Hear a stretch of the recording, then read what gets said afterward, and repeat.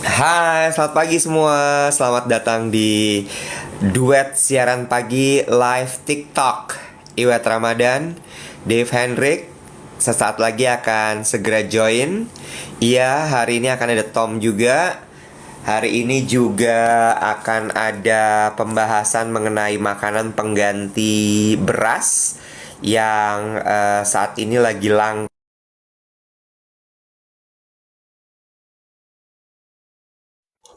Lapar, lapar. Kamu tuh lapar. Gue Nah, gue lagi amazed. kenapa? Gue baru tahu micellar water. Mama, Iya. Bo, kan selama ini gue bersihin muka pakai sabun ya. Bener lu nggak? nggak pernah bikin muka pakai micellar water? Gak pernah. Gue nggak tahu. Terus kemarin gue nyobain micellar water ini. Apa nih kehebatannya micellar water ini gitu kan ya? Hah, Malam kan gue sebelum tidur cuci muka dong. hah, Gue pakai apalah apalah apalah dong. hah, Tidur dong gue. hah, Spray asumsi gue bersih dong. hah, hah, Udara bersih dong asumsi gue. hah. Nih, sekarang gue mau kasih tunjuk ya. Kok muncrat dia, Bo? Nih, gue bersihin. Ntar dulu ya. Kemarin tuh kotor banget muka gue pagi-pagi. Karena lu udah dari luar mungkin. Enggak. Ntar ya. Tuh. Nah, sekarang itu muka lu ya. Pagi-pagi muka lu udah kotor itu. Coba lu, pikiran lu deh. Kalau bisa, Bo, gue selap nih pikiran gue. Jadi Bener. rupanya tuh diajarin yang lagi nonton, urutan ngebersihin wajah itu micellar water dulu, baru sabun. Itu dah, Bo. Kalau ponakan gue tuh suka sekali menggunakan micellar water. Coba ya, lo kan yang lebih paham nih soal si kebersihan muka, kecantikan, apalah-apalah. Betul kan? Ya, Coba cila. kasih tau gue, apa ini sebenarnya micellar water ini? Kenapa dia seampuh itu ngangkat kotoran? Oh, ya Tuh, itu disebut double tuh, cleansing. Mm-mm. Ya, kotor, Bo. iya, micellar water tuh air dengan molekuler pembersih gitu. Benar nggak sih teman-teman? Ih, Biasanya gila loh. yang menggunakan make up itu menggunakan apalagi make up mata. Mata kan areanya tipis banget ya. Biasanya tuh mereka dikompres dulu untuk mengangkat make up matanya menggunakan micellar water, baru di wipe off supaya nggak digosok-gosok dan kulitnya jadi apa rentan iritasi gitu. Jadi sabun aja nggak cukup, Bo. Nggak cukup, harus double cleansing. Lo kalau ngebersihin muka gimana? Gue itu kayak Heeh. Ocha tuh urutan gue. Gue tuh biasanya pakai cleansing balm. I love cleansing balm. Abis itu micellar water baru sabun. Wow. Oh, Oh iya. Karena gue atau mikir selama ini, ya Allah. sabun aja tapi 2 kali. Atau sabun yang Oh iya. bentuknya serbuk. Mm-mm. Oh iya. Iya karena polusi Karena kita, Bo. gue nggak pernah tahu, Bo. Karena gini, gue tuh selama ini suka mikir gini. Gue ini salah sebenarnya, ini salah. Jadi kan gue cuci muka nih pakai sabun. Abis itu kan gue pakai toner, ya kan? Nah, Terus lu pakai bagian part moisturizer. salahnya adalah, iya pasti. Pas pakai toner itu gue bukan dipupuk, gue gosok, set gitu. Gak Itu bisa. kotor. Gue suka gini. Ya gue tahu, gue tahu. Cuman gue yang mau gue ceritain adalah, eh kenapa kok pas abis gue gosok gini pakai toner kok kotor? Padahal gue udah cuci muka. Sekarang pakai ini, ya Allah, keangkat semua. Tuh, gila loh. Udah jangan berlebih, nanti lu iritasi. Kan biasa kalau baru-baru gitu suka pengen gak berhenti. Iya. Iya, Terus nggak ya, usah berlebih, iritasi. Udah cukup. Terus gue mikir, dengan gue kayak gini, ini bisa gue bawa ke kantor, Bo. Jadi gue siang bisa bisa bersihin muka lagi. Nggak gitu mainnya. Udah sehari 2 kali aja, Bo. Iritasi, Bo. Oh gitu. Iritasi, nggak usah berlebih. Yang berlebih Nggak gitu usah itu marah. Ngasih tahu ah, temennya nggak usah marah. habit-habit berlebih Tenang. gitu tuh biasanya nggak akan, it won't stick to you. Lu cuman seneng aja ngelakuin itu seminggu, abis itu udah bye. Mendingan sesuai porsinya aja, sesuai kebutuhannya, tapi lu lakukannya selamanya. Udah, nggak usah berlebih. Au! Jadi udah nih, pagi sama malam aja. Iya, Gitu. iya, Ya udah. gitu ya. Berarti muka gue udah bersih nih. Muka gue udah bersih. Udah bersih. Kalau untuk Udah pikiran lu, nih. kayaknya lu harus melukat 7 hari 7 malam. Oh, Anda ini bisa gue rogoh ke dalam hati gue bersihin juga hati gue. Hmm, Bener. bener. Udah urusan micellar water dan skincare-nya, udah lebih cantik, udah lebih ganteng. Dah, dah, dah. Hmm. Sama gue baru nemuin ini. Cleansing, Disposable pads. cleansing pad. Duh, makanya lu tuh jangan Bisa cuma ngurusin dicuci. kerjaan doang. Ini bisa dicuci, bisa dicuci. Baru tahu gue. Sekarang kan gitu, Bo. Anak-anak sekarang tuh eco-friendly, mereka lebih ramah Iya, lingkungan. Tapi nyucinya kalau pakai iya. deterjen sama aja, nggak jadi ramah juga. Jadi pakai apa? Hmm? Cuci pakai apa dia? Sonu bori kolbu. Ya Allah, kolbu. Nah, gue cuma mau cerita itu. Gue amazed banget sama micellar water ini yang ternyata bisa membersihkan segitu bersihnya. Gue belum I'm pernah coba happy. sih. Micellar waternya punya nama. Gue pakai selama ini tuh bio apa tuh yang semua orang pakai yang tutup Oil, botolnya pink. Bukan, bio oil, bukan. biodegradable, Udah nggak usah. bionic woman. Shh, shh, shh. Bioderma. Lo kenapa sih semalam? Oh, Bioderma. Lo kenapa sih semalam? Kok pagi ini kayaknya bengok, bengok, bengak, bengok gitu? Kenapa? Kenapa? Lu Ada tahu apa? hari ini gue bangun jam berapa? Barusan ya lo bangun. Gue tuh udah terjaga dari Jam jam 4 3. subuh. Ya Allah. Ngapain? I don't know why. Gue rasa tidurnya udah cukup terus gue kebangun. Ngapain? Gue baca buku. Gue udah melakukan begitu banyak hal. Sebelum akhirnya Hah? siaran pagi ini, I felt very productive. Mungkin karena gue happy ya. Ini peristiwa penting terjadi dalam hidup gue kemarin sore. Did you notice? Apa tuh? Wait. Akhirnya, Apa ya lo kemarin sore ya? I did not notice. untuk Kenapa sih seseorang emang? yang sangat mengamati sosial media, lu tuh nyebelin ya. Kemarin gue riuh banget, Bo. Bener. Gue kemarin fokus pada diri gue sendiri. Gue kan anaknya gitu ya. Okay. It's okay. Lo di notice or not? Lo di notice or not? Lo di Akhirnya notice or not? project Nat Nut udah setengah jalan. Oh my god. Bo, dari semua project lo ya, yang akhirnya kelihatan hilalnya baru ini loh. Banget dan gue tuh pengen nangis tau gak lo. Project-project yang gue Gimana canangkan. ceritanya? Tell me baby, tell me. Gimana ceritanya? Jadi hashtag Project-project. Nada Nude. Aduh, project-project yang Hah? gue canangkan di duet itu kan gak ada yang sukses ya, Nek. Project Iya. perkawinan gue sama Ini tuh Jota udah bubar. Project flirting bubar. Hanya project Nat Nut yang kayaknya tuh Tuhan bukakan jalan, wet.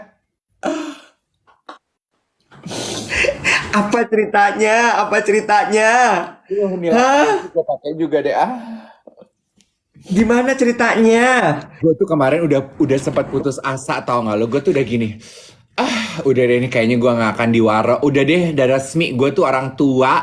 Anak-anak muda zaman sekarang udah does not know that I live, I exist. Gue di sosial media tuh gue tuh cuma main di circle gue doang. Udah deh, gue udah sempat gitu. Tiba-tiba, Bo, si Onat nge-repost Instastory gue.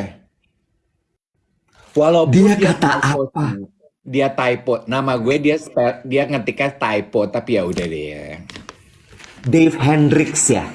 Iya pakai CK. Karena dia kan anak zaman sekarang. Dipikir lu tuh yang own ini apa namanya foundernya gin tonic itu Hendrik. Lu. Terus udah gitu ya, gue saking senengnya I am genuinely happy loh kalau dia akhirnya ngewarok gue langsung DM dia, gue DM dia ya, gue balas tuh instastorynya dia, gue DM dia, gue langsung gini, let's do this or not, I really want it, gue gitu, ini nomor telepon aku, gue kasih nomor telepon pribadi gue, terus ini nomor telepon Bala tuh manajer gue kalau kita mau ngatur jadwal, oke, gue gitu, langsung gue kirim. Terus krik krik Gak dibalas. krik krik krik krik krik krik krik krik sampai tadi pagi. Belum dibalas. Oh oh oh oh. Terus gue tuh mulai overthinking gini. Harusnya apa gak gue kasih nomor telepon gue ya? Kayaknya gue terlalu kelihatan terlalu pengen ya. Terus Tapi gue positive thinking, Onat lagi holiday, dia lagi di Bali, dia lagi sama istrinya, dia lagi nggak ngurusin kerjaan. iya. Tapi Iya. anyway, gue tuh happy-nya tuh over the moon tau gak lo? Gue tuh over the moon.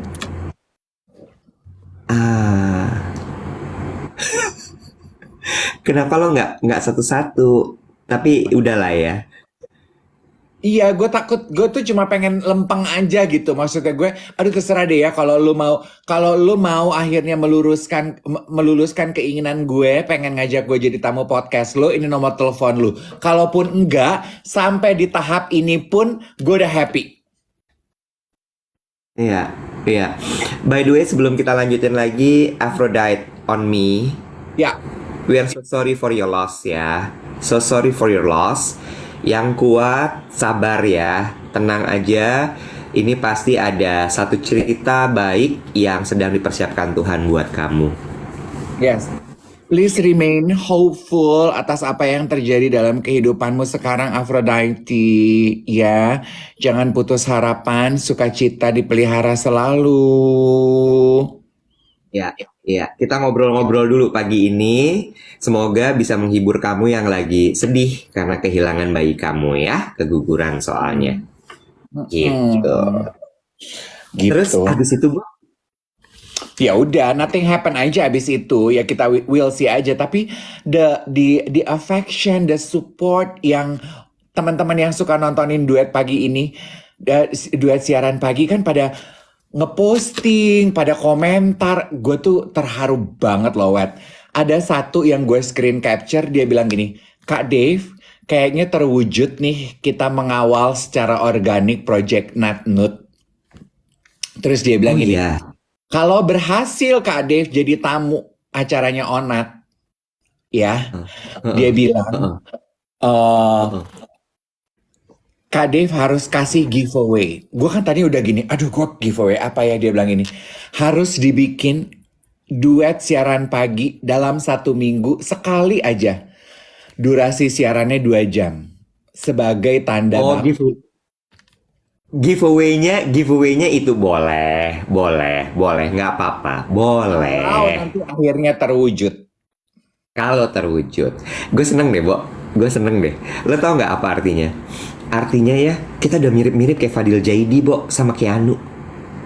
Apa tuh? Punya pasukan goib. Apa tuh maksudnya? Ih, Bo. Fadil Jaidi sama si Keanu itu kan dibilang kenapa mereka segitu powerfulnya.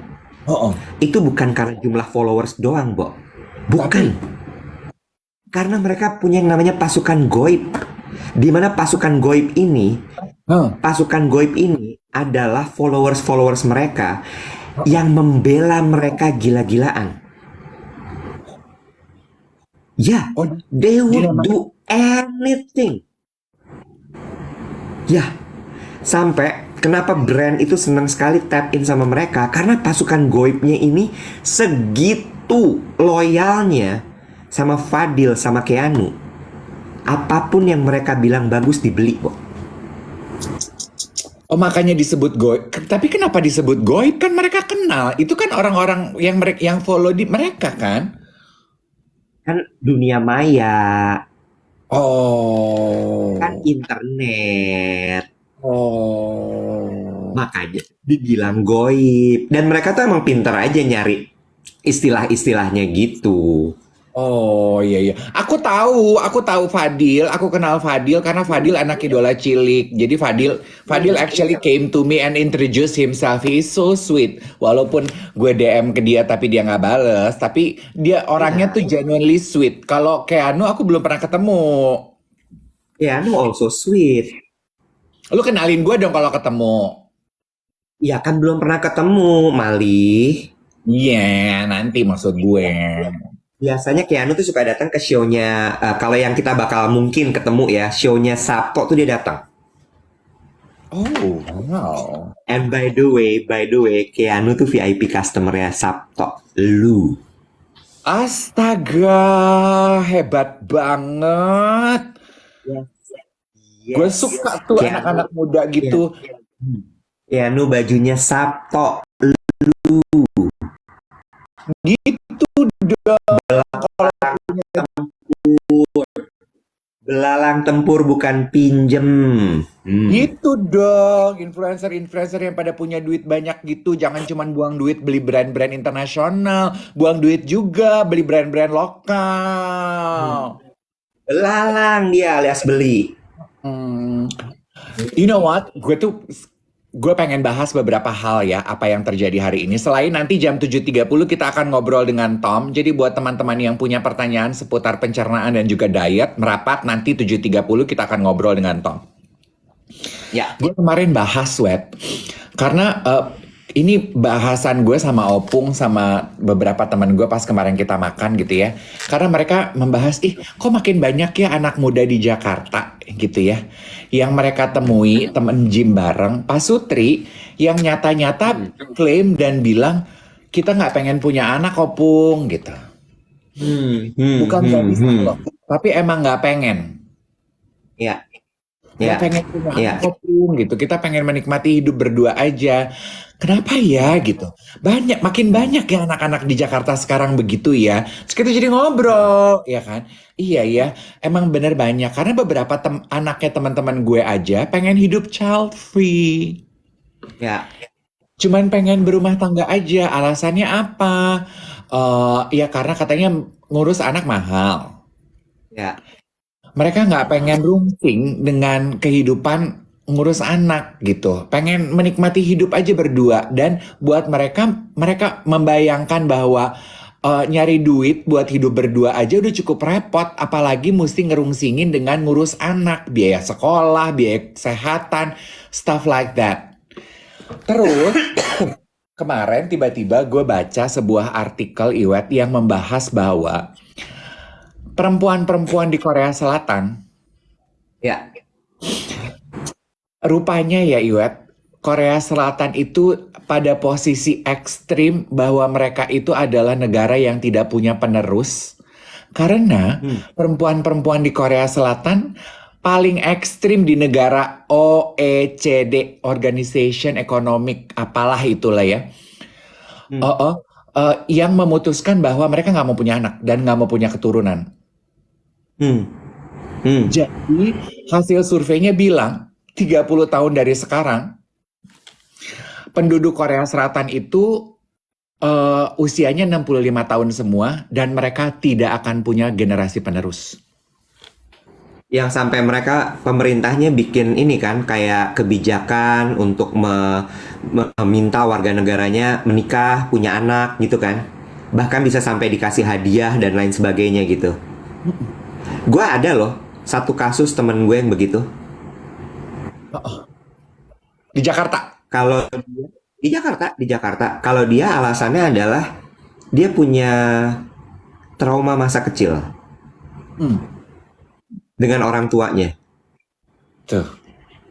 Jadi dia khawatir sekali bahwa kalau misalnya sampai nanti sampai dia punya anak ya karena dia sudah menikah adalah dia tidak mampu memberikan kebahagiaan untuk anaknya. Hmm. Segitu beratnya hidupnya dia gitu. Jadi dia bilang, nggak, gue nggak mau punya anak. Kasihan anak gue, ngapain? Yes. True. Jepang juga begitu.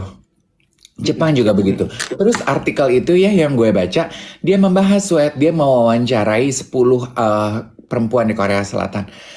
Terus what I found through the article itu quite astonishing. Rupanya situasi kehidupan bagi para perempuan di Korea Selatan itu juga sangat menantang dibandingkan negara-negara lain loh, Nek. Satu, Korea Selatan itu very patriarki yang membuat akhirnya perempuan-perempuan di Korea Selatan itu saat ini survei itu membuktikan sebetulnya memiliki intelektualitas paling tinggi di negara-negara OECD itu. Tapi sedihnya mereka gap gaji laki dan perempuan itu paling renggang di negara-negara tersebut. Jadi lo kebayang gak sih, Nek, betapa stressfulnya kehidupan mereka? Intelektualitasnya paling tinggi, tapi gaji mereka tetap biar bagaimanapun lebih rendah dibandingkan laki-laki, Nek. Si perempuan-perempuan ini. Oh wow. Udah gitu, di dalam kehidupannya, norma sosialnya berharap mereka untuk segera kawin, jadi istri yang ngurus suami, punya anak. Ya ogeng lah, Bo, tuh para perempuan sekarang. Ternyata ya, by the way sebelum kita lanjutin lagi, jangan lupa untuk tap-tap dan selamat datang untuk teman-teman yang baru aja gabung di Duet Siaran Pagi. Dave Iwet lagi siaran pagi di TikTok. Tap-tap dan jangan lupa hati orange-nya. Ini kita lanjutin lagi obrolannya. Gue justru jadi pingin tahu, what is your point of view of this case? Me. Ya.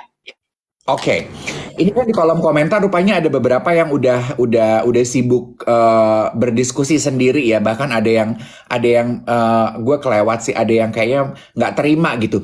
Yang aku omongin itu adalah hasil survei dari artikel, bukan buah pikir gue. Sekarang baru gue mau buah pikir nih. Dan itu situasi di Korea Selatan. Lu nggak usah tersinggung kalau lu perempuan di Indonesia dan situasinya nggak gitu. Nah sekarang baru point of view gue nih. Biarin aja, itu kan artinya point of view-nya dia kali. Kalau dia bilang dari sisi tidak sesuai dengan nilai-nilai agama dan sebagainya, it's okay, itu bebas gitu. Nah, lo sekarang.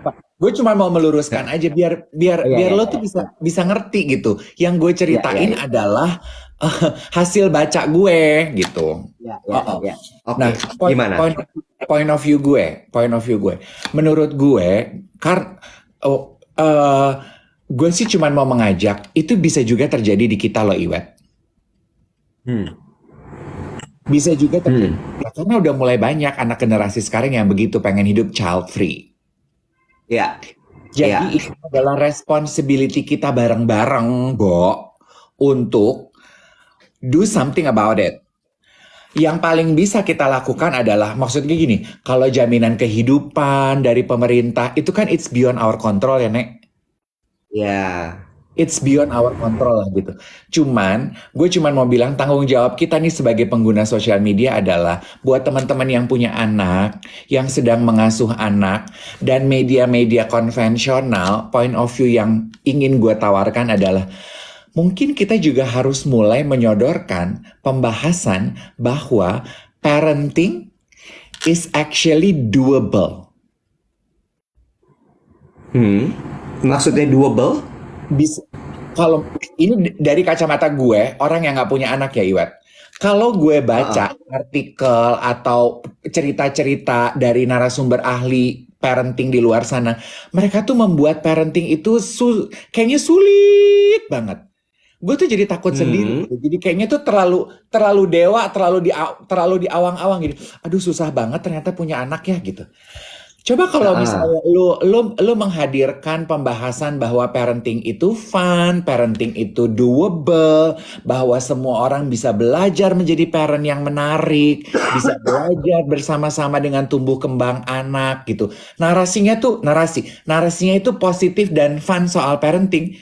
Mungkin itu akan lebih alluring buat calon orang tua gitu. Oh, gue mau gitu. Gitu. Oh, nggak jadi kayak traumatis gitu ya? Ah, Oh, oke, oke, pernah ya, oke, kita oke, pernah. oke. I have my own opinion sebenarnya tentang itu sih. Itu Oh, please do share. kalau kalau gue mikir gini ya, pertama ya, gue nggak akan bawa value agama di sini ya. So it's a disclaimer, gitu ya. It's a disclaimer karena kalau kalau lu lihat dari sisi mata agama ya udah pasti salah, bener nggak? Ya. Tapi Apanya gue nih? akan bawa dari Apanya yang apa salah? keputusan untuk child free. Oh, oke. Ya, gue nggak akan bawa dari nilai agama atau norma-norma kehidupan timur. Oke, tapi gue akan bawa dari sisi pilihan hidup manusia. Mm-mm. Setiap manusia punya kebebasan untuk memilih hidupnya kan, Mm-mm, bener dong. nggak? Dan ketika dia punya pilihan itu haknya dia, maka uh, gue bilang bukan sah juga, tapi gue akan bilang bahwa itu pilihan hidup. Hormati aja, Mm-mm. ya. Nggak perlu di terus diingatkan, sekedar mengingatkan, mau kasih tahu aja, mau ini mau itu segala macam, nggak usah. Itu pilihan hidup manusia, gitu ya. Itu satu. Eh, Lalu kemudian akan karena setiap orang pasti punya alasannya mengenai itu, ya. Apakah dia misalnya punya luka batin yang belum sembuh terkait dengan orang tuanya? Apakah memang dia punya pemikiran lain yang kita nggak paham? Mm-mm. Ya, itu adalah pilihan dia dengan suaminya dan dengan Tuhannya. Menurut gue, kita sebagai manusia di lingkungan sekitarnya nggak berhak untuk menjudge dia. Agree. Gitu. Lalu kemudian yang berikutnya mengenai parenting. Karena it's two different things sih menurut gue. Kalau gue ya punya pemikiran soal menikah dan menjadi orang tua. Menurut gue, sebenarnya kan kalau aturan pemerintah tuh menikah di umur 25 tahun ya kalau nggak salah ya. Kalau nggak salah sekarang udah 27 deh. Apa I could be wrong? 27 ya?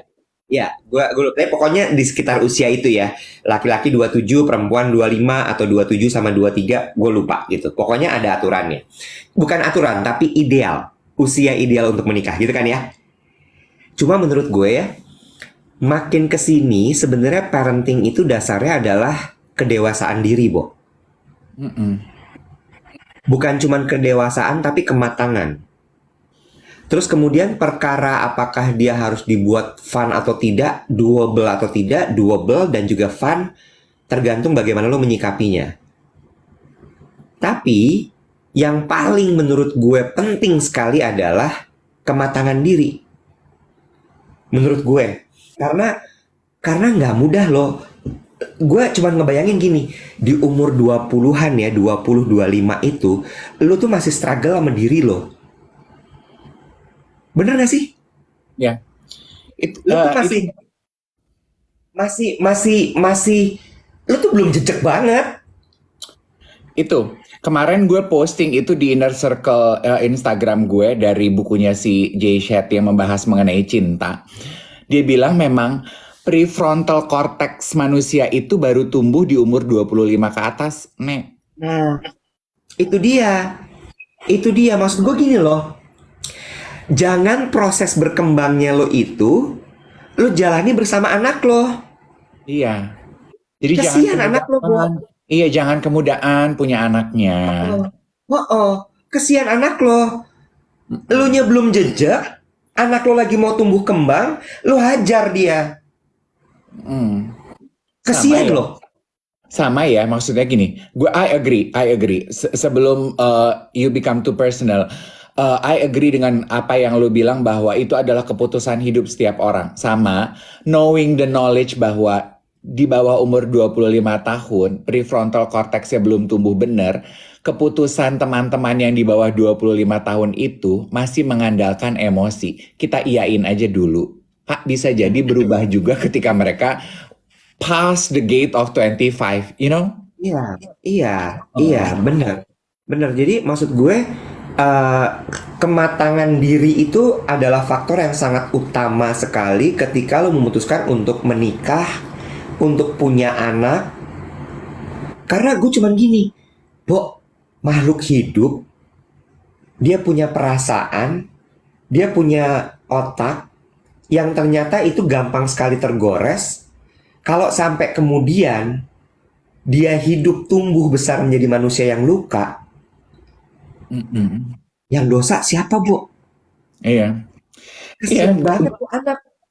gue mah malah lebih lebih lebih masuk akal keputusan anak-anak yang memutuskan untuk child free itu ya menurut gue, karena mereka jujur loh menurut aku ya. Iya, Jujur kita belum mampu punya anak, oke, jujur bahwa kita belum mampu secara emosional, secara financial, secara fisik, ya udah gitu, daripada maksain punya anak tapi tidak hidup dengan maksimal.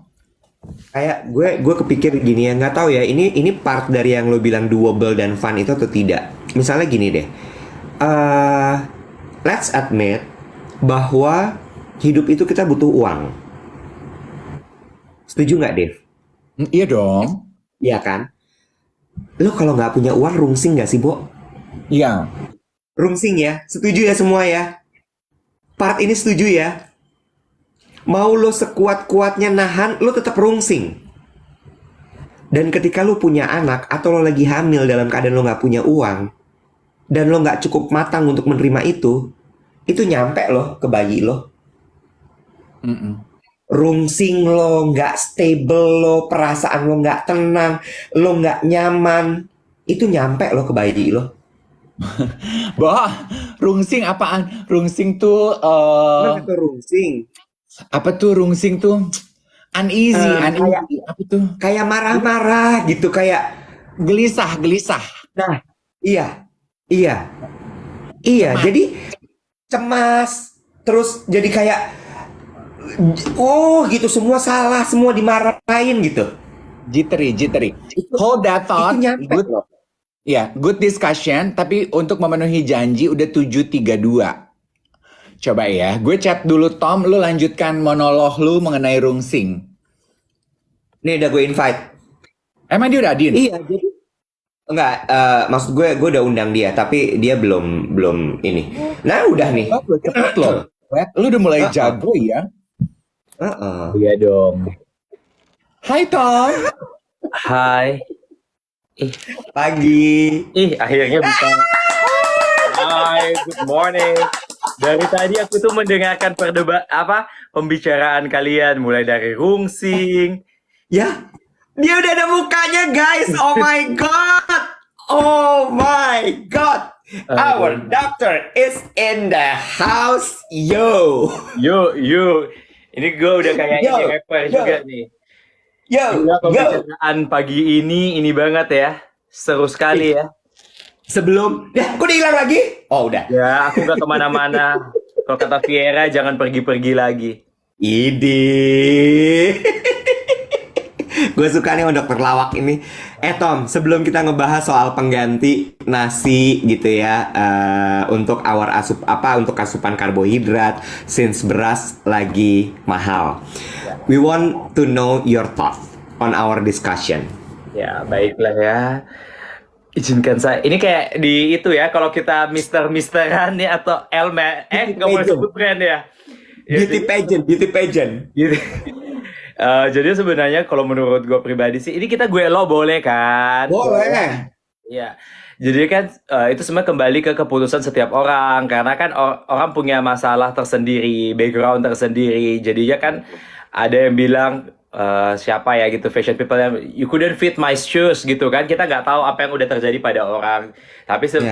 sebaiknya tentunya sebelum mengambil keputusan dipikirkan matang-matang, dibicarakan juga dengan partnernya. Ya pasti memang ada kayak suatu paradigma, ada suatu kayak pola yang udah biasa terjadi di masyarakat kita. Tapi ya setiap orang juga kan punya hak tersendiri. Dan benar kalau tadi paling menarik itu masalah usia kematangan menikah ya. Karena memang secara biologik tubuh seseorang itu akan siap untuk dia hamil dan segalanya itu pada usia tertentu. Saya agak lupa usia pastinya, tapi memang iya, jadi dibutuhkan kematangan tubuh, kepatangan alat reproduksi dari kedua belah pihak, terutama dari wanitanya, karena kehamilan di usia yang terlalu muda juga kan meningkatkan resiko bayi lahir dengan BBLR yang baik, ataupun dia nanti bisa kurang gizi di kemudian hari, atau yang kemarin tuh sampai rame banget yang soal stunting ya. Nah itu jadinya kayak memang mempersiapkan kehamilan itu adalah sesuatu yang harus dipersiapkan. Jadinya bukan cuma selama dia hamil dia bagaimana, tapi persiapan sebelum kehamilannya juga. Karena kan kita tahu ya, asupan yang kurang selama masa persiapan kehamilan, selama hamil, stres itu mempengaruhi juga. Bentar, sorry Tom. Diano Eko dia bilang gini, Tom salah nangkep pertanyaan Iwet kayaknya. Enggak. Dia menjawab dari sisi keahliannya dia, Diana. Dan itu menurut gue Tom nih jago, Bo. Juga apa nih jadi ngibul? Nggak, gue tahu selain lo jago ngerayu ya, gue tahu banget lo tuh sebenarnya mulut manis. I know for sure, I can tell. Aduh, kan ini saya belum sesi mentoring nih dengan Bapak Dave dan Bapak Iwet nih. Tapi dia jago loh.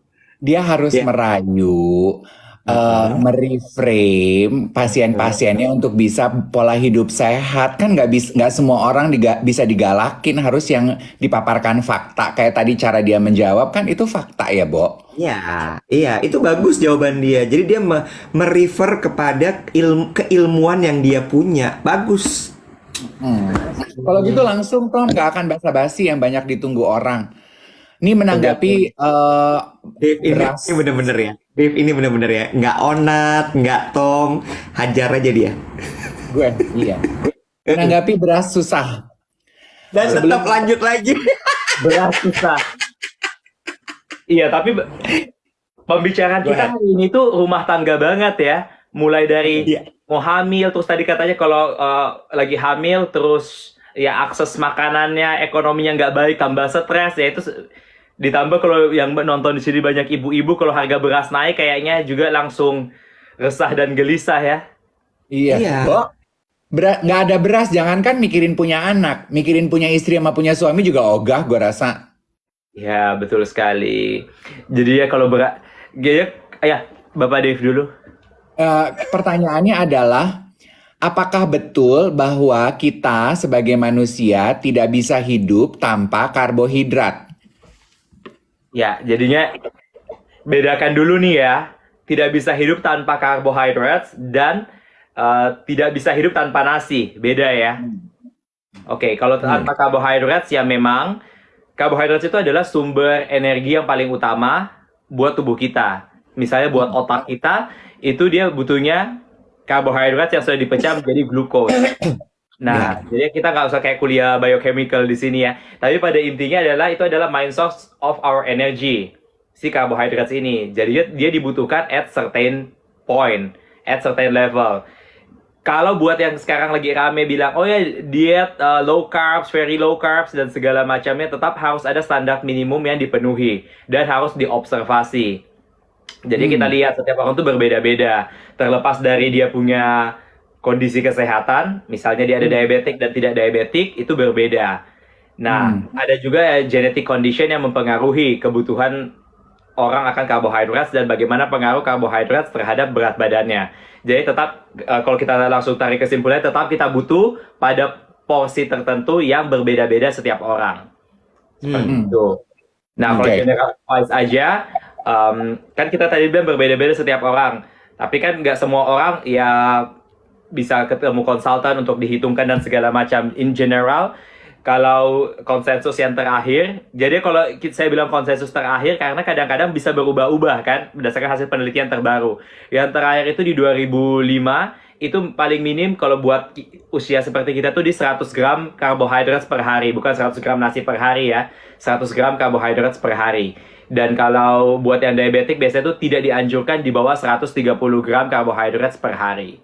Gitu. Hold on. Tahan dulu sebentar. Ya. Jadi main source of energy atau sumber utama energi untuk diri kita itu adalah karbohidrat. That's number one ya, Tom? Ya, betul sekali. Oke, itu satu. Yang kedua, tapi source of karbohidrat ini sebagai sumber energi itu tidak melulu beras. Gitu ya, Tom? Oke. Betul. Ini karena dari tadi banyak yang bilang pelan-pelan, Pak Tom, pelan-pelan, Pak Tom, karena pasti semua lagi gini. Sebentar, karbohidrat, glukos, apa lagi, gitu ya. Nah, yang berikutnya. Sudah di summary. Iya, Aku tuh yang berikutnya aja, sebentar, Tom. satu lagi. Untuk nasi, ini kita spesifik ngomongin beras. Itu 100 gram per hari sebenarnya. Bukan nasi, karbohidrat. Oh, karbohidrat Iya. itu 100 gram, Iya. 100 gram. Iya, Pak, paling minim ya. Tapi Oh, minim. iya, jadi gini, langsung saya summary ulang aja ya. Pertanyaan Ya. pertama adalah apakah tubuh kita itu harus banget ada karbohidrat? Kita nggak bisa hidup tanpa karbohidrat. Ya, benar aja karbohidrat itu adalah sumber energi yang paling utama buat tubuh kita. Oke. Jadinya, kalau ditanya butuh apa tidak, tubuh kita butuh. Jumlahnya berapa bervariasi setiap orang berdasarkan kondisi yang dia alami, load activity-nya juga itu kita perlu tahu. Tapi paling minim kalau konsensus yang terakhir itu adalah di 100 gram per hari paling minim ya. Paling Gitu. minim. Dan kita harus lihat juga kondisi orang itu. Kalau pada orang diabetes tidak boleh kurang dari 130 gram per hari karbohidrat. Tidak boleh kurang dari 130. Ya, So, kalau yang ada diabetes. paling jelek tuh berarti kalau untuk orang yang punya gula atau diabetes itu adalah 130 gram ya, Tom ya. Makanya Oke. nggak salah, Wet, kalau lu tuh suka bilang dan bercanda, gue kalau nggak ketemu nasi gue nggak bisa mikir. Nggak salah, Wet, karena memang Iya. sih begitu kok gitu. Iya. Memang kita Oke. tuh perlu karbohidrat untuk Iya. asupan energi. Nah, pertanyaan berikutnya, kan karbohidrat itu nggak melulu nasi ya, Tom? Betul. Mm-mm. Coba Mm-mm. untuk orang Indonesia, apa sih pengganti nasi yang juga sehat? Oke. Jadi gini, tapi saya jelaskan sedikit ya, kenapa kalau di Indonesia itu ada kayak pemahaman kalau tidak makan nasi berarti belum makan, tidak makan nasi berarti belum ketemu karbohidrat. Jadi kan memang kalau kita berbicara, kalau di dietitian itu kita belajar bagaimana akses pangan, keputusan pemilihan pangan. Jadi kebiasaan makan dan akses pangan itu mempengaruhi. Karena gini, kalau di Indonesia kan memang sudah bertahun-tahun makanan untuk beberapa daerah ya, karena ada daerah tertentu yang sumber karbohidrat hariannya itu beda ya. Itu nasi, sehingga itu sudah tercipta pola seperti itu. Nah, jadinya baik secara psikis maupun secara biologis. Jadi memang kadang-kadang, kemarin saya baru ngikutin sebuah workshop ya. Jadi gini, misalnya orang yang biasa makan nasi, respon tubuhnya itu terhadap misalnya sagu, terhadap sumber karbohidrat lainnya itu pasti berbeda. Nah, kayak gitu. Jadinya kenapa ada satu pemikiran bahwa kalau nggak nasi nggak makan itu ya karena itu tadi adalah kebiasaan yang sudah tercipta sejak kita kecil. Oke, so it's a matter of mindset. Jadi ini sebenarnya mindset ya, Tom. Itu satu, pertama mindset, dan kedua juga biasanya ada kondisi-kondisi tertentu tadi itu ya. Jadinya saya selalu bilang ada psychological, ada biological. Jadi artinya kalau misalnya kita mau ganti nasi itu dengan sumber karbohidrat yang lain, ini perkara masalah pembiasaan. Ya, memang kadang-kadang kalau kita udah terbiasa itu susah untuk menghilangkan suatu kebiasaan ya. Kalau kita udah biasa akan hadirnya seseorang, begitu dia nggak ada itu agak sulit. Padahal ada orang lain yang mau menggantikan. Pisces nih. Ini since day one ya, kita ketemu, I know for sure that you are a Pisces.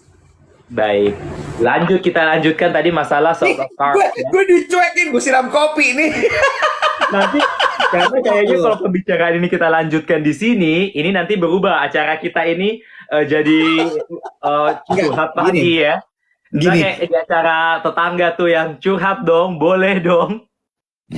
Gini. Mama Dede, lo itu yang di atas lo Mama Dede. Gini, mau curhat dong, boleh.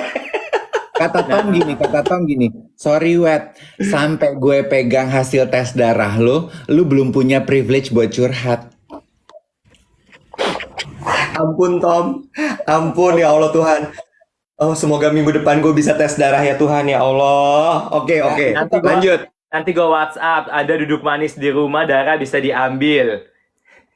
Bisa? Oke. Nanti kita WhatsAppan aja kali ya. Oke, oke, oke. Oke, lanjut.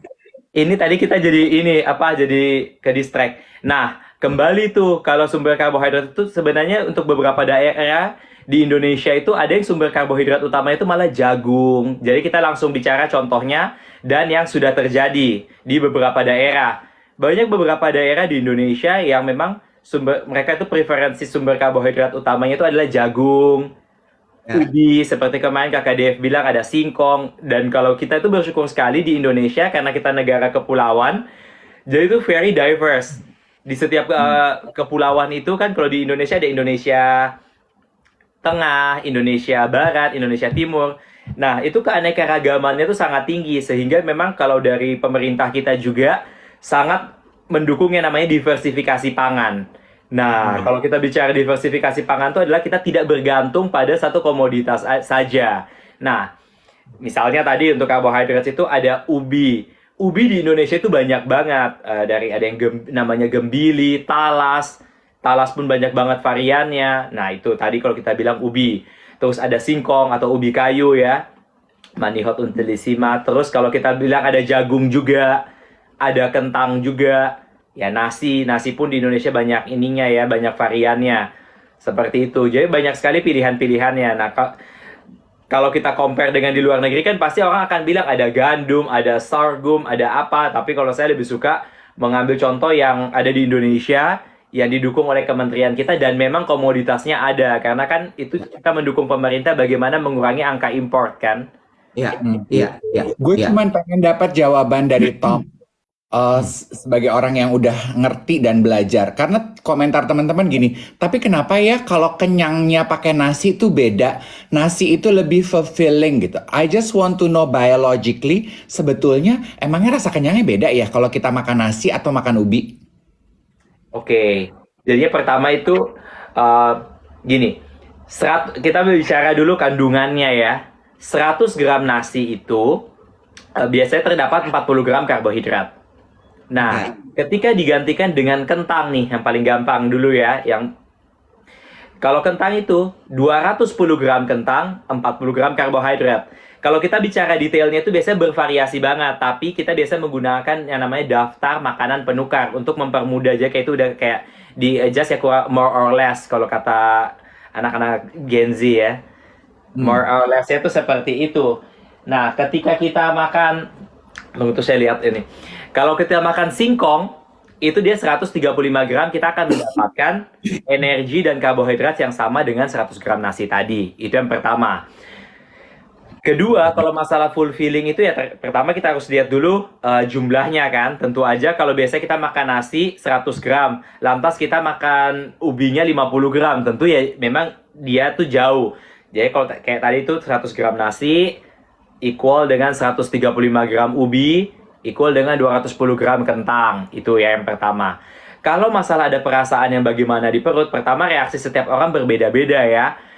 Misalnya ada orang yang dia sensitif nih terhadap singkong. Nah, jadi pastinya ada perasaan yang berbeda. Itu. Terus kalau kita bilang fulfillingnya seperti itu tadi.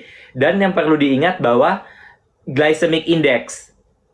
Nah, jadi panjang nih, nggak apa-apa ya.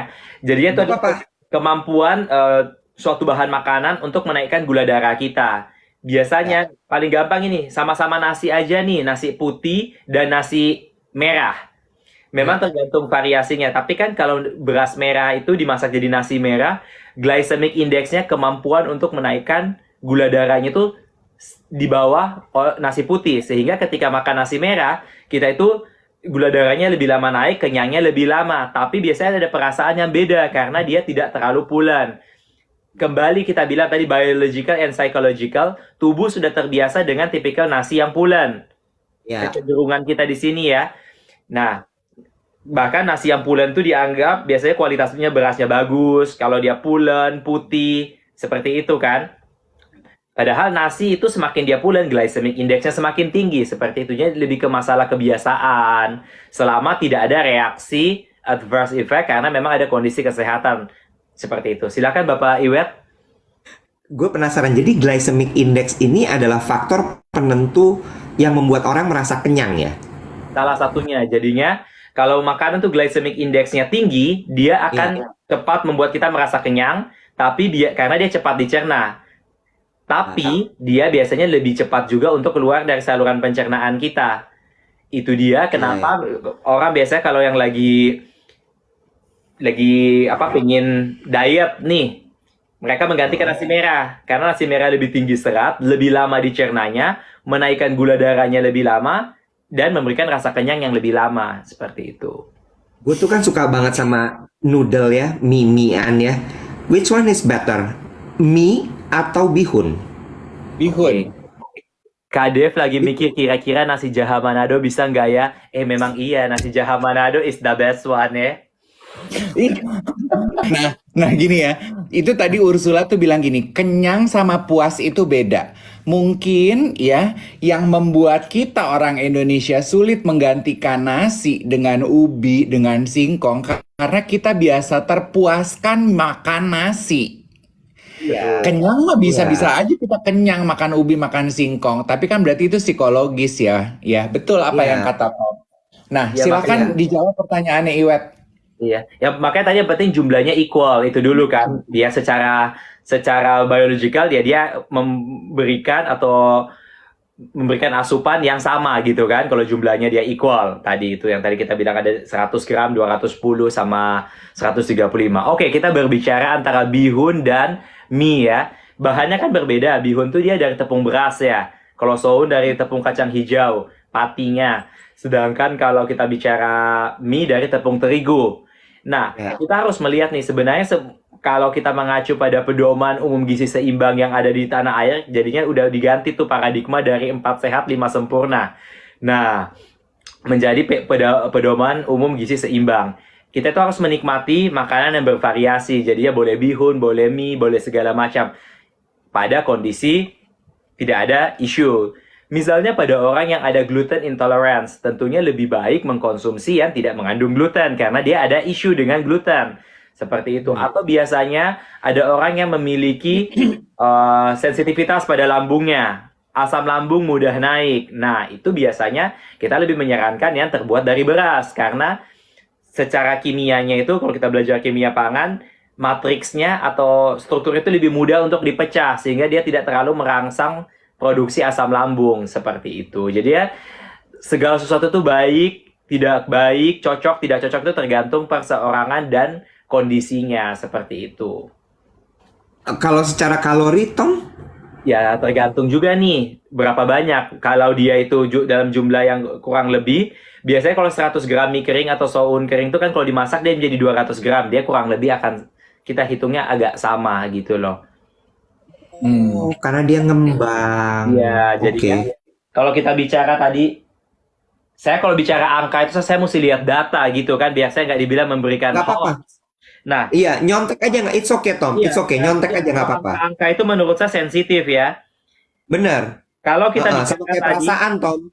Iya, benar. Iya. Kalau bihun itu jadi gini. Tadi kan saya bilang kalau nasi satu porsi nasi ya bukan beras. Nasi satu porsi 100 gram itu equal dengan bihun juga 100 gram basah. Gitu. Kalau mie itu ketika dia sudah basah 200 gram ketika dia basah. Kalau dia kering dia 50 gram. Oh, wait. Oh, jadi kalau mie itu 2 kalinya nasi 100 gram ya? Ya, jadi kalau ketika dia kering,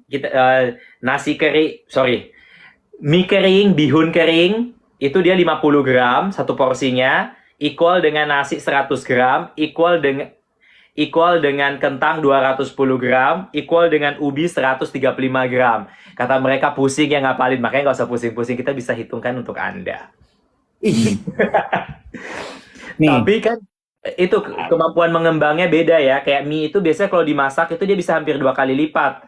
Kalau pasta dia biasanya kan, jadi kalau mie itu biasanya dari 50 gram bisa jadi 200 gram, 4 kali lipat ya.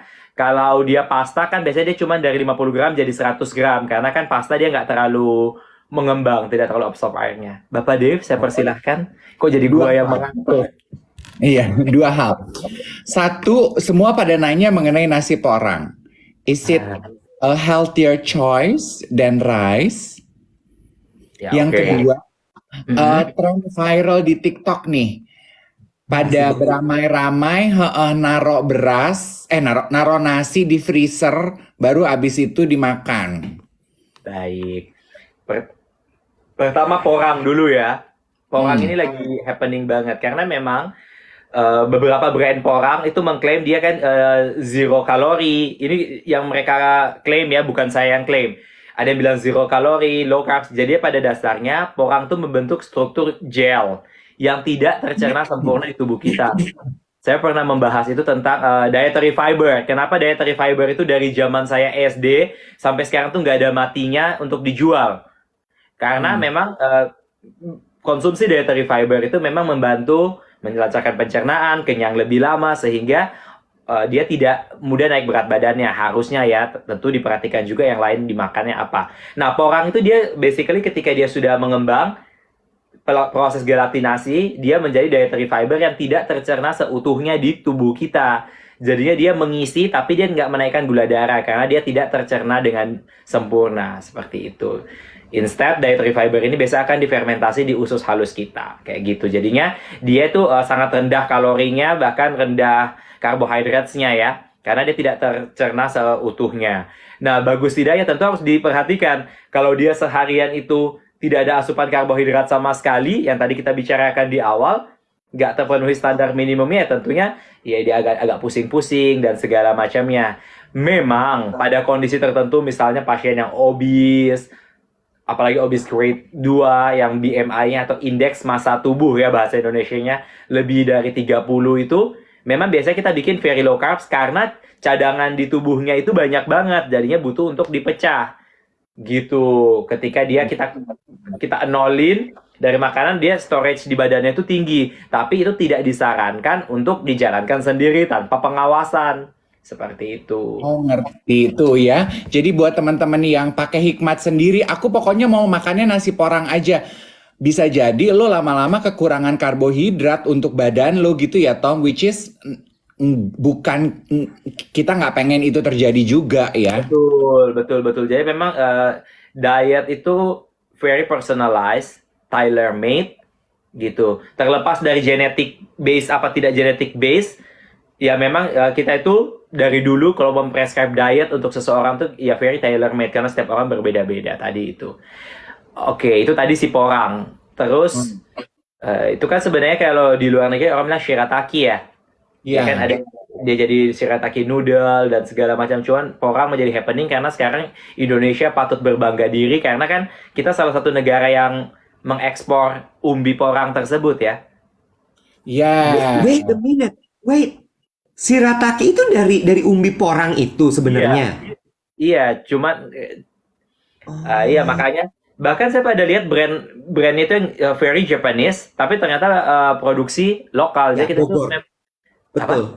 iya Produksi Bogor. iya umbi porangnya Iya. itu di sini. Jadi kita tuh sebenarnya harus bangga banget ya jadi orang Indonesia. Oh, I see. Oke, beras beku, sekarang beras dingin, beras beku. Beras apa nasi? Nasi, sorry nasi, salah, nasi. Jadinya gini, kalau kita bicara nasi dibekukan, jadi gini, beras yang sama nih. Ini kita bicara soal glycemic index ya. Beras yang sama, misalnya kita beli satu kantong yang sama gitu ya, dulu waktu kita sekolah, kita praktikum, dimasak dengan jumlah air yang berbeda aja, glycemic indexnya itu beda. Itu yang pertama dulu ya. Beras yang sama, dari satu kantong yang sama, airnya agak beda dikit, satu lebih peras, satu lebih pulen, satu agak benyek, itu beda. Selanjutnya, ketika dia masih panas, dia sudah dingin, itu juga berbeda glycemic indexnya. Nah, sekarang mulailah nasi dingin. Sebenarnya nasi dingin itu udah cukup dari beberapa waktu yang lalu udah cukup happening ya. Cuman sekarang kan apa-apa bisa viral di TikTok ya. Ya, itu memang benar. Glycemic indexnya lebih rendah. Kembali, mungkin yang baru bergabung itu kemampuan untuk menaikkan gula darahnya lebih rendah. Jadinya biasanya tuh dia langsung naik, ini dia butuh waktu yang lebih lama. Ya. Itu. Ya. Tapi total kalorinya dia akan tetap sama. Jadinya Bukan berarti kalau nasi sudah didinginkan, misalnya dihitungkan nih, Bapak Tuan A, dia makan misalnya 100 gram. Total dia makan nasi sehari, misalnya udah kita hitung-hitung, totalnya sehari itu 300 gram aja. Bukan berarti ketika dia sudah makan nasi yang dari kulkas ini, dia bisa jadi 700 gram, kayak gitu. Oke. So, memang beras dibekukan itu membuat glycemic index-nya lebih rendah ya, Tom ya? Iya. Oke. Ya, Tom, ya, soal umbi-umbian, Tom. iya. Gue tuh kan punya asam lambung. Heeh. Apa yang umbi yang paling bisa diterima dengan baik sama orang-orang yang punya asam lambung ya? Pasti umbian tidak terlalu pulen. Kan kalau yang jadinya gini, itu macam-macam. Kalau singkong biasanya nggak diberikan tuh karena dia kan seratnya kasar banget tuh. Betul. Tapi ada pada beberapa orang kalau singkong itu dia jadi kukus terus dihalusin dulu gitu, Ya. itu dia bisa. Jadi itu memang kita mesti trial and error. Dan biasanya kalau pasien saya kita harus ngobrol dulu kan, pernah makan ini ada reaksi apa, pernah makan ini ada reaksi apa gitu loh. Karena saya khawatir kalau kayak kita bilang di sini terus orang mulai mencoba terus ada adverse effect gitu kan. Iya. So, tapi rumusnya adalah jangan yang pulen ya. Berarti kalau gitu taruh talas itu tuh pulen banget dong karena dia banyak lendir segala kan? Iya, tapi ada beberapa orang kalau makan talas baik-baik aja. Oh, oke. Jadi balik lagi tergantung masing-masing orang. Ya, pisang juga boleh, pisang dikukus. Nah, Oke. bisa nggak kita mencari jawaban yang general gitu atas pertanyaan? Jadi pengganti yang paling sehat untuk beras di antara keluarga umbi-umbian yang tadi disebutkan, umbi dan jagung, itu apa dong? Talas bisa, ubi gembili bisa. Jadi sebenarnya secara general ya semuanya kalau kita bicara general, oh ini tuh ada filter ya, gue tuh baru sadar. Jadi kayak Astaga Tuhan, dia ke distract filter. iya, nah jadi gini pada intinya semua makanan itu dia akan baik-baik saja. Jadi bisa diganti dengan kentang, bisa diganti dengan singkong, bisa diganti dengan talas, bisa diganti juga dengan oatmeal, si nasi ini ya. Bisa diganti juga dengan jagung. Selama individu yang menyaksikan tayangan ini mencobanya tidak ada adverse effect, atau dia bisa diingat-ingat ini kenangan-kenangan lamanya. Misalnya ketika dia makan ini gimana gitu loh. Lo tuh kenangan tuh yang diinget Jadi gitu, semuanya makan oke. apa. Dia mau makan bihun juga boleh. Kenapa saya nggak mendorong-dorong makan yang berbasis terigu? Karena terigu masih import ya. Karena balik lagi ke rumus awal, lo merekomendasikan yang memang produk lokal. Betul sekali. Tuh, cintai produk lokal. Ya, cintai produk lokal. Ini poin yang penting ya, bicara mengenai makanan. Poin penting dari Tom adalah kita tuh harus aware sekali terhadap badan kita. Ketika kita mencoba makan sesuatu, reaksi apa yang teman-teman rasakan dan reaksi yang ditimbulkan. Terus ingat dengan baik gitu, kayak di aku mungkin pengganti nasi aku nggak bisa singkong gitu, asam lambungku nggak kuat. Tapi di Iwet bisa jadi bisa gitu. Tadi ada yang nanya sorghum, apaan sih sorghum? Sorghum, iya itu dia kayak biji-bijian gitu, kayak modelannya kayak gandum. Itu banyak Jali-jali bukan sih sorghum itu? barley maksudnya. Oh, jali-jali tuh barley ya? Iya. Beda lagi. Ya, jadi ya sebenarnya ya biasanya sumber karbohidrat itu kalau kita bicara kan, kalau orang sekarang udah melek banget sama gadget ya, bisa banget langsung ke Google, itu serealia atau biji-bijian itu dari gandum, beras, padi, sorghum. Itu adalah golongan makanan sumber karbohidrat. Cuman tadi kembali kita bilang faktor kebiasaan kayak gitu. Kayak sampai lupa bilang kalau salah satu sumber karbohidrat yang local pride itu adalah si ini, sagu. Kalau teman-teman kita yang dari Indonesia Timur kan biasa makan papeda tuh. Nah, itu juga sumber karbohidrat, sagu. Oke. Tom, tadi beras gembili apaan sih, Tom? Ubi gembili. Ubi gembili apaan sih? Saya pernah makan, ya modelnya tuh kayak kecil-kecil gitu. Jadinya kayak tahu buah pinang. Kayak Tahu. Nah, waktu itu ukurannya segede-gede buah pinang aja. kayak Egypt. Lu ya. Ini yang lucu adalah komentar teman-teman ya. Bahwa pasukan goib kita tuh udah pada ribut sendiri. Ada yang bilang gini, "Kak, maaf udah jam 8." Terus ada satu gini, "Mendingan lu keluar daripada lu nginget-ngingetin jam." Jangan pada ribut dong. Iya. Nanti ubi gembili, gue masih bingung ubi gembili kayak apa. Ubi Cilembu bukan? Bukan, nanti bisa di Google kali ya. Bisa di Google. Bisa di Google. Oke. Boleh nggak sih kita lanjutin sedikit? Keberatan nggak? Boleh. Aku cuman pengen menyentuh karena kita udah janji. Karena kan kemarin tuh hambatannya Iwet, Tom, kenapa dia belum melakukan proses diet dengan kamu, karena dia bilang begini, aku pikir orang bisa relate. Kita mau lanjutin sampai 8.15. Iwet bilang gini, soalnya aku kalau stres, aku tuh butuh stress release, makan enak. Food is my stress releaser. Yang aku ingin tanya, bisa nggak sih kita itu mengontrol diet kita, tapi tetap bisa mendapatkan stress releaser dari makanan yang juga selama ini menjadi tingkat kenyamanan kita? Nah, jadinya itu sebenarnya tergantung. Apa dulu nih yang menjadi stress releasernya? Misalnya gini, contoh ya, stress releasernya itu adalah cake manis, ya kan?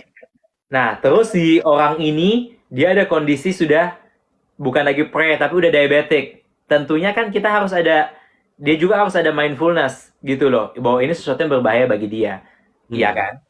Tapi kalau dia ini misalnya stress releasernya itu makanannya itu tidak ada isu nih dengan kesehatannya dia. Nah, tentu you can go ahead, you can still enjoy the good food, tentunya dengan portion yang kita aturkan gitu loh. Contoh misalnya kayak Bapak Dave yang kita sudah berjalan bersama ya, kayak kamu masih bisa makan pasta kan, masih bisa di acara syuting, di acara tetangga, kamu yang makan-makan itu juga masih bisa enjoy makanannya gitu kan. Asal, karena porsinya kita bisa atur, selama dia nggak ada isu, misalnya kayak Iwet, misal ya, aduh, saya tuh lambungnya sensitif sekali, tapi comfort foodnya misalnya makanan yang asam banget ya, tentunya kita kan akan, ya itu kan ada kerugiannya ya di tubuhnya sendiri gitu, jadi masih bisa makan, makanya biasanya kita akan cari tahu dulu nih, yang biasa dimakan apa, kita akan lihat dari kebiasaan, saya kalau membuatkan diet, gue ya biasa nyambung dengan yang tadi continuity. Jadi ya gini, konsisten dan continuity kalau lagi syuting Bapak Dave bilang. Jadi gini, kita itu harus lihat dulu dietary pattern yang sudah dijalankan selama ini itu seperti apa, yang perlu dimodifikasi seperti apa, dan modifikasinya itu sejauh apa. Kalau misalnya ada kebiasaan makan yang tidak membahayakan, tidak bertentangan dengan kondisinya, ya you can go ahead kayak gitu aja. Jadinya gue tuh cuman ini, gue tuh kayak ngeliat Dave sekarang gitu ya, dia sarapannya cuman telur rebus gitu. Itu gue gini, wah gila. Gue kalau bisa, gue sebenarnya gini Tom. Ya tapi nanti mesti kita bahas ketika konsultasi ya. Kalau kita konsultasi ya, gue itu nggak makan yang bukan berantakan. Gue tuh nggak makan yang sering gitu nggak. Tapi kalau gue lagi berantakan hidup gue, I need comfort. Dan gue nggak bisa nahan. Oke. Misalnya, gue nggak bisa tuh dibilang bahwa oke, lo harus sarapannya telur rebus 2 gitu ya. Kalau dalam hari-hari baik, gue bisa. Tapi dalam keadaan tidak baik, I need my bubur ayam. Gini. Oke. Tom, Gitu. udah gak usah lu yang jawab, gue aja. Gue jadi suster lo, ya. Biar Suster Nia yang jawab ya. Suster Nia yang jawab ya. Gini Pak Iwet, kalau Pak Iwet tadi udah bisa menyimpulkan dari apa yang disampaikan oleh Tom, Sebenarnya kan stres itu juga tidak terjadi setiap hari. Jadi, bila mana Pak Iwet merasakan stres levelnya lagi naik, tiba-tiba lagi pengen makan bubur ayam, silahkan dinikmati bubur ayamnya. Tapi punya jatah seminggu sekali apabila hasil pemeriksaannya tidak memungkinkan. Kayak gue aja gitu ya. Tom ya, kan kayak Iya. gue releaser gue itu adalah cake. Boleh makan cake, tapi seminggu Nah, sekali. Lah kan gue juga nah, stres nggak? Belum tentu seminggu sekali. nah, Lunah, nah. gue susuin Lunah. Ya Emang bisa aja Allah. lu. Terus kalau bubur ayam, jadi gini, kalau biasanya gue itu akan tanya nih kan, biasanya dimakan, contoh pagi dulu nih ya, yang dimakan tuh apa aja? Oh, gue pagi kalau bukan nasi uduk, bubur ayam, misalnya gitu kan. Gak semua orang kan bread and oatmeal gitu kan. Misalnya saya itu harus kalau bukan nasi uduk, bubur ayam ya. I'll set the portion buat si nasi uduk dan bubur ayam itu. Oke, oke. Itu gini.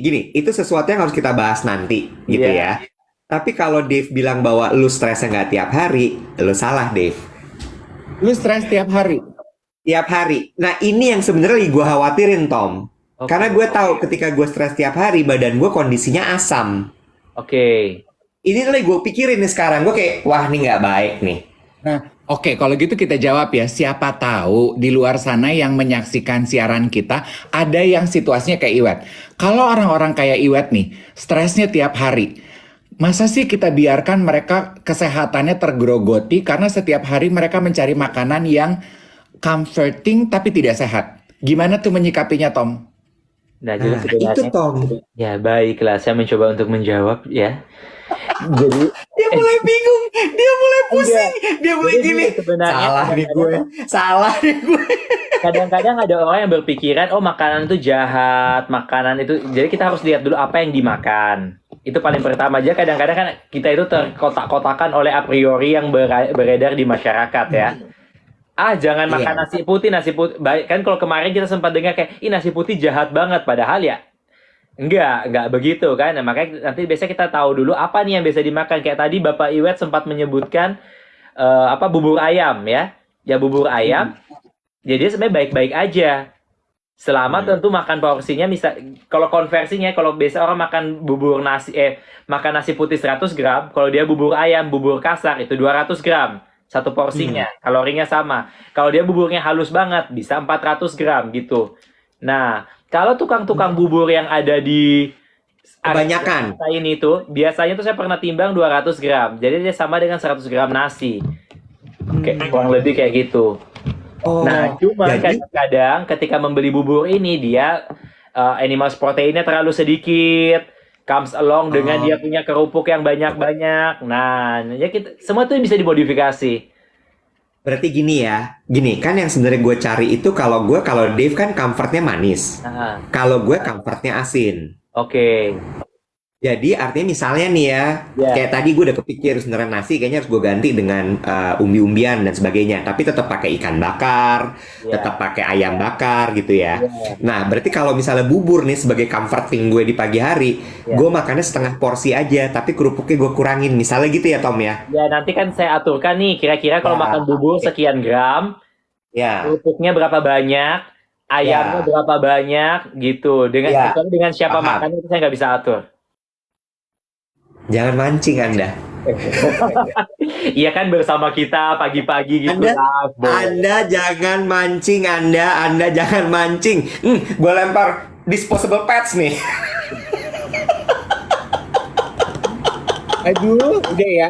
Tampaknya Susnia harus melerai apa yang terjadi dengan Pak Tom dan calon pasien yang kerjaannya bragging. Status Anda nih udah calon tapi udah 3 bulan ya. Mau jadi pasien apa enggak sih? Calon melulu. Kalau cuma buang-buang waktu, statusnya cuma jadi calon melulu. Mendingan Anda keluar dari antrian supaya ada space buat yang lain. Sorry. Di sini saya bahkan belum calon, masih balon, bakal calon. Nah, Aduh. Kebetulan itu, kalau istilah itu sensitif banget ya kalau di awal-awal Februari kemarin ya. Kalau sekarang udah aman ini ya. iya. Nah, makanya Itu saya gunakan. Iya, Iya. tenang Tom, itu prinsip gue ke calon pasien sama calon gebetan. Kalau statusnya masih calon, ya, nggak ada kejelasan, boleh minggir. Udah 3 bulan nih, saya perlu kejelasan ya. Yang lain mau ngantri, yuk yuk yuk yuk yuk. Ya kan kalau kata Gen Z sekarang ada yang namanya friend zone. Nah, Itu bener. Apa? Iya, Balon calon zone. zone. Jadi tetap Balon zone patah-patah, nganape body picah-picah.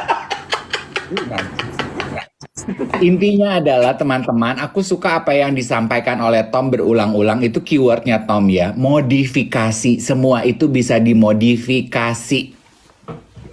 ya. Pokoknya Tom, gue pasti akan rewel banget nanti kalau jadi pasien lo. Gue suruh bawa snack rebus-rebusan, gue nolak pasti. Sekali lagi saya highlight ya, saya tuh selalu bikin ya kalau kata Gen Z. Kenapa gue suka banget dengan kata Gen Z? Karena sekarang I try to get it along with them gitu kan, biar tahu what's on trend. Itu adalah set the fair ground. Jadinya apa yang sudah kamu jalani selama ini, tapi kita bikin, kita modif, disesuaikan gitu loh. Fair Oke, ground. akur. Oke, akur. Tenang Oke. Tom, gue nggak terlalu suka makan manis-manis. Orang manis gue suka. Aish. Tapi jangan termakan janji manis ya. Setuju. Lu berdua ya, lu berdua tuh udah setali 2 uang, tahu nggak lo? Gila ya, Udah kalau lama banget gak diterusin. dengar istilah setali 2 uang ini. Ya. Dari Humsting, setali 2 uang. Ya, lu berdua itu ibarat Sheila Soskia sama Karen Delano. Kolaborasinya Karena kemarin kita baru ke sana ya. Emet. Anyway, thank you so much teman-teman sekalian untuk pertanyaannya. Hopefully teman-teman mendapatkan ilmu dari Tom. Kalau teman-teman bilang waktunya kurang, semoga lain kali kita bisa balik lagi gangguin waktunya Tom. Kalau punya pertanyaan, follow social medianya Tom untuk dapat ilmu dari Tom. Ya. Ya, itu adalah Tom Louis RD. Bener ya Tom ya? Akun kamu apa Tom? Ya tomlouis.rd ya. .rd. Iya. Dia juga bingung, gimana sih? Tapi ini memang appreciate sama 2 senior saya ini ya. Saya jadi rajin main TikTok karena mereka dia pernah bikin tapi nggak aktif. Tapi sekarang dia Ya. Gak bisa. Ya, Buat aku, harus. TikTok itu juga pengganti nasi. Jadi kalau aku kurang-kurang nasi, aku kurang kenyang, aku mainan TikTok, abis itu aku kenyang. Gitu. Thank you so much ya Tom. Ya, thank you for having me and have a great weekend semuanya. You too. Happy weekend everyone! Bye. Bye.